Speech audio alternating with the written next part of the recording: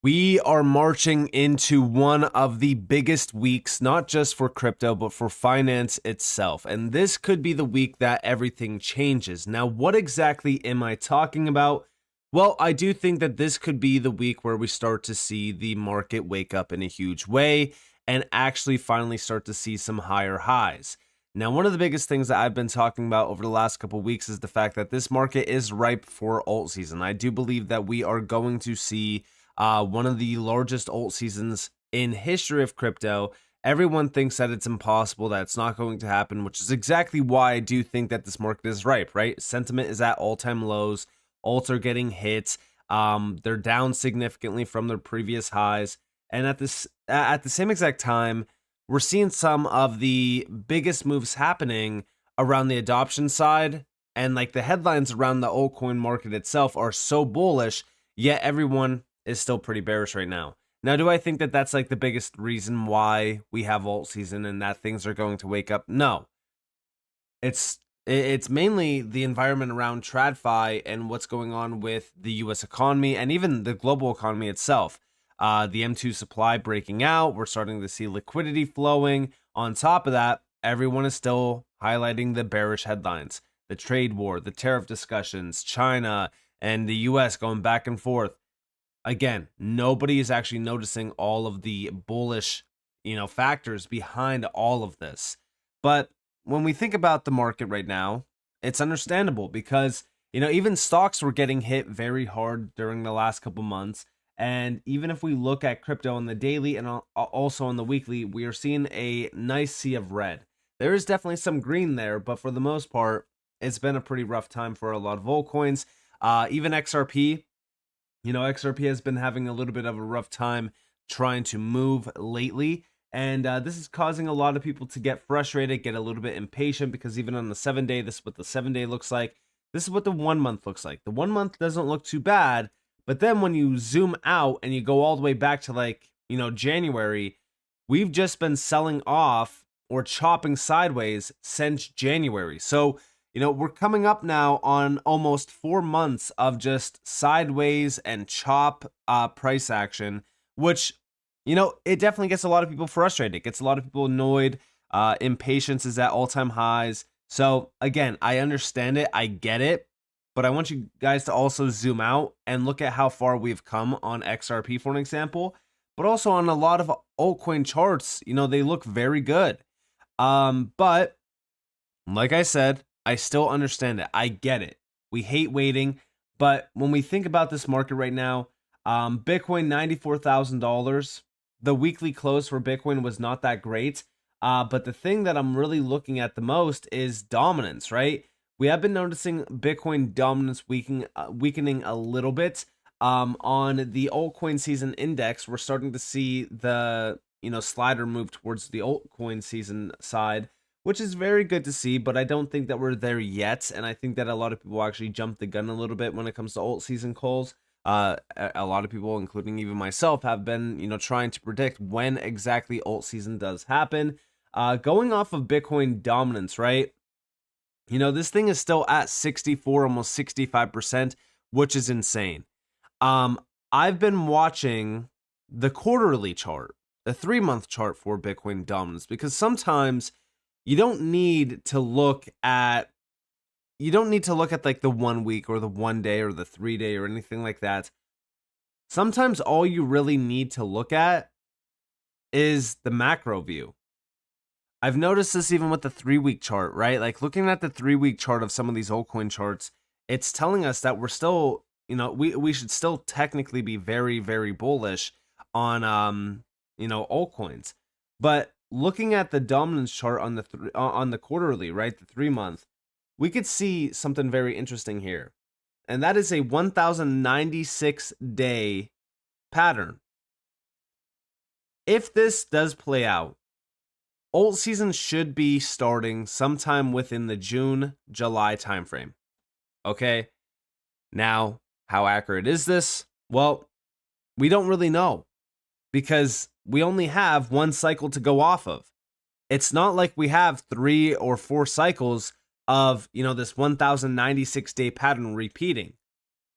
I'm watching this to see if this does repeat. And I do think that it could be June, July when we do start to see alt season form. And the reason why I do believe that is because of what we are looking forward to this week, which I'll talk about in a second. But with Bitcoin, the main thing about Bitcoin was the fact that we did get the weekly close. It wasn't that bullish. We did close right around like 94.3K. I personally would have loved to see a close above 95K at least. The most bullish candle close for Bitcoin on the weekly would have been actually above $98,000, mainly closing over the highs going back to like the end of November, or just ultimately clearing some of these previous highs from like February, which would have been great. But that's why I do have this red zone on this chart, because this is where most of that resistance will be while we try to flip some major support zones and also even resistance zones.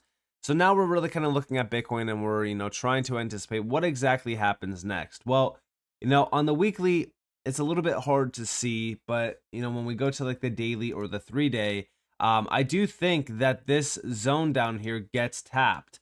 This is around roughly 88.4K to about $92,000. Now, again, it could happen this week depending on what gets announced, which, if we're really thinking about it, I do think that we could see a push back down to these lows before we actually kind of chop a little bit. So we would kind of do something like this, where we start to kind of, push back up into this red zone and just kind of chop. And this would chop through June because of what we see happen next. Now let's talk about that. Let's actually address that, because I'm sure that by now you guys are probably tired of me saying, "Oh, well, what's actually happening? What's happening?" Right? So we have some very big events happening this week. Number one, the S&P Global Services PMI data, which is happening Monday, so today. ISM non-manufacturing PMI data as well. Then Wednesday we get the big one, which is the Fed interest rate decision, followed by the press conference. That's the main thing that I'm looking at here. All of this other stuff, yeah, sure, it does impact the market, but not as much as the Fed, right? So all eyes are on Fed Chair Powell this week. After recent pressure from Trump to cut rates, we published our trades for premium members. Of course, they, just kind of show their premium side. But the main thing that I'm looking at here is, what the Fed does next, because we have been seeing a lot of pressure put on the Fed to cut. The question is, do we get a cut in May or June? And this is exactly what I mean by, Bitcoin. If we don't see a rate cut this week, we probably sell off, which would allow us to get, some altcoins very cheap on the low. It'd also allow us to kind of get this boring price action a little bit, which I'm totally fine with. Before we get the rate cut in June, that would cause us to surge to the upside. Now, why am I so focused on the rate cut decision this week? If we think that it's going to be, no rate cut, they're just going to continue doing what they're doing. The main reason why I'm so focused is because every single headline article that I've been reading is everyone's going to be disappointed by what the Fed does this week, because they're not going to rate cut basically, or cut rates. And this is exactly why everyone really kind of blows the rate cut out of proportion, because every single headline article will tell us what we're supposed to expect, and then all of a sudden we get the opposite. Could this week be different, where we just get what we're being told? Sure, it could happen like that. I just still think that this is probably one of the biggest things that we should be focused on, because it could impact the market in a huge way, and I'm actually going to share exactly why it could. But here we have Fed's Powell is about to defy Trump and hold rates steady. Fed to push back against calls for rate cuts. But then we just got on the first. Bond market thinks Fed should cut rates. This is Treasury's Besant says. And we have Besant notes growing spread between Treasury yields and Fed's rate. 2-year yields are a bond market proxy for Fed expectations. Besant says his focus is more on 10-year yields. Now, again, are we going to see the Fed defy, Trump and Besant and just say, well, guess what? We're not cutting this month, maybe next month. Definitely is possible. But if we look at the expectations, we actually have over here Fed rate decision this week. 97.2% expect rates will stay unchanged. 2.8% expect a rate cut. That's interesting. It's very interesting. And, again, we can't go off of the whole idea of like, all right, well, the herd is betting on, no rate cut. That means that we get a rate cut. We can't, just say it's that simple, right? We just can't do that. In my opinion, we probably don't get a rate cut this month. But in June, I do think that we get a rate cut. Now, the reason why I say that is because we go back to the inflation rate monthly chart. We know back in September, we got a 2.4%, inflation forecast. Well, this was like the actual inflation rate itself. Now, after that, we did see inflation rise to like 3% all the way into January. Now, so far, it's been collapsing back to 2.4%. So we're back to 2.4%. Why is this important? Well, because in September, when we hit 2.4%, the Fed cut rates by 0.5 point. Now, this was very interesting because of how the market did react. In fact, the market was already pretty bullish. I have this Bitcoin chart, which is our Bitcoin chart that I just, talked about. But then we also have this Bitcoin chart. Okay. And we could see the top back here in March, followed by the, just long and frustrating price action all the way up until September. Okay. Again, we have a very similar state here. We have the top back in December. We've been going sideways for about 139 days. Sideways pressure back here was roughly about, you could argue 176 days. To the actual bottom, it was about 145 days. I do think that we're bottomed out on Bitcoin, number one. Number two, I don't think that we actually have to follow timeframes exactly, right? But one thing that I'm focused on here is how we have these lower lows, but followed by higher lows and also higher highs going off of the March price action. This setup is very similar to September that we're currently in.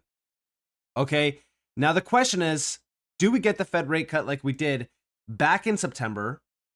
Which, if we're looking at this, it wasn't an immediate reaction. We had a nice little impulsive move to the upside, followed by a swing to the lows, followed by another swing to the highs, and then this is when we start to actually create bullish structure. Okay, because this is when we cleared the previous highs from July, and then we start to clear the previous highs from the whole year.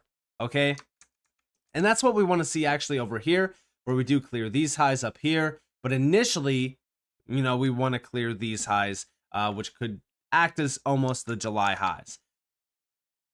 Again, it all depends on if we get the rate cut, this week, or if we get it in June. I do like the idea of us not getting a rate cut in May, and in fact, getting a rate cut in June. Why? Well, because it supports my argument of the alt season starting towards the end of June into the beginning of July. If we're thinking about that, right, it would cause Bitcoin to have a massive impulsive move. We would argue, right, Bitcoin comes back down, retests some lows in the, top 80K region, and then it just goes parabolic to over $160,000. 150K is my initial target, but if we get 160, great. It would look very similar to what we see, back here as well, where we kind of have that nice little sell-off, and then all of a sudden we kind of chop to the upside, and then we finally get some, significant impulsive moves to the upside like that. I'm totally fine with that, because during this time, Bitcoin dominance will also be selling off, which, like I said, supports my idea of alt season happening towards the end of June into the beginning of July. But it all depends on what happens this week, because if we get the rate cut, on Wednesday, then, forget alt season starting in the end of June, July. I do think that actually happens sooner. And again, we typically only have about 3 to 6 months from the time that alt season actually officially starts to the end of alt season. And like I said, a lot of people will say that alt season is not going to happen and that, you know, the Fed's not going to cut any more rates this year, this, that, whatever. Everyone has their own idea, right? I'm just giving you guys my view on what I personally think is going to happen. I'm totally fine with no rate cut in May, rate cut in June. Towards the end of June, alt season starts. We get our fifth wave move on Bitcoin to over 130, 150K, whatever. And then that's the end of the cycle. I'm fine with that. I think everyone will be fine with that as well. And of course, during that time, yes, like I said, XRP would be going parabolic. XRP would be hitting some major targets. Everyone will be happy and we'll be able to take profits. Does it sound too good to be true? Well, guess what? It hasn't been that good to be true. Look at the price action during this entire, this entire move on Bitcoin while it's just chopping, right? Like during this entire chop fest, altcoins have been hitting all-time lows. Markets have been getting wiped out. We've been seeing major hacks across the board. It sounds too good to be true because you're being told, from my perspective, that, hey, guess what? We're going to see alt season. We're going to make a lot of money. Everything's going to be great. But the thing is that it's actually very challenging to hit the sell button, take profits, make sure that you're taking profits at the right time. Like, it's not that easy. But what I'm saying is we will have those opportunities. We will have, an opportunity in this market where Bitcoin is trading back over 100K plus, Bitcoin dominance is selling off, and altcoins are going parabolic. And I do think that all begins with what the Fed does next, just like we see over here on this chart. Because again, that rate cut was massive back in September. The price action was already pretty bullish because we did put in a higher low, but this actually caused us to put in a higher high going off of the August highs. And then after that, we put in a higher high going off the July highs. And then the, entire, 2024 highs were cleared going all the way back to like roughly November. So that's what I'm looking forward to seeing. And this could be a huge catalyst. This is going to be a huge week. So definitely buckle up, focus on what happens, and do not play with leverage. It's as simple as it is. So with that being said, I hope that you guys enjoyed this video. If you guys did, definitely like, subscribe, turn notifications on because of more free content. You guys are more than welcome to follow me on Twitter and join the free Discord in the description below. And with that being said, guys, it's been Nick. Thanks for watching. Peace out.